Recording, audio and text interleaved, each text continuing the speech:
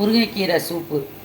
வெங்காயம் ஒரு வெங்காயம், ஜீரகம், கழனி தண்ணி, அரிசி களையிற கழனி, முருங்கைக்கீரை. இது குக்கரில் தான் வைக்கணும். 1 ஸ்பூன் எண்ணெய் போதும். இந்த அளவு வெங்காயம் போதும். இந்த கீரைக்கு இந்த வெங்காயம் போதும். நிறையா வேணால் நிறையா செஞ்சுக்கலாம்.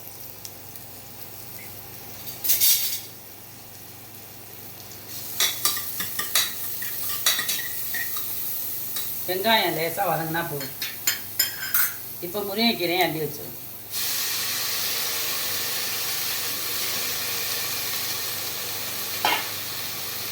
ஜீரகம் 1 ஸ்பூன் போடணும்.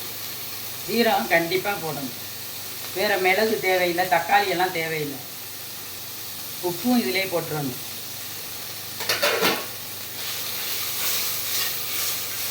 கீரை நல்லா வதங்கிடுச்சு. இப்போ 2 டம்ளர் கழனி ஊற்றணும். இந்த கீரை இது 2 விசில் வச்சா போதும். முருங்கைக்கீரை சூப்பு 2 விசில் அடிச்சிருச்சு. நல்லா வெந்துருச்சு. முருங்கைக்கீரை சூப்பு இந்த ஊற்றியாச்சு. இல்லை, இது யார் வேணாலும் குடிக்கலாம். முட்டிக்கால் வலிக்கு அவ்வளோ நல்லது. வாரத்தில் 1 நாள் குடித்தாலும் சரி, 3 நாளைக்கு ஒரு வாட்டி இது மாதிரி வச்சு குடிங்க. கால் வலியெல்லாம் நல்லா போயிடும். உடம்புக்கு நல்லா ஹெல்த்தானது. இந்த வீடியோ பிடிச்சிருந்துச்சுன்னா லைக் பண்ணுங்கள், ஷேர் பண்ணுங்கள், சப்ஸ்கிரைப் பண்ணுங்கள்.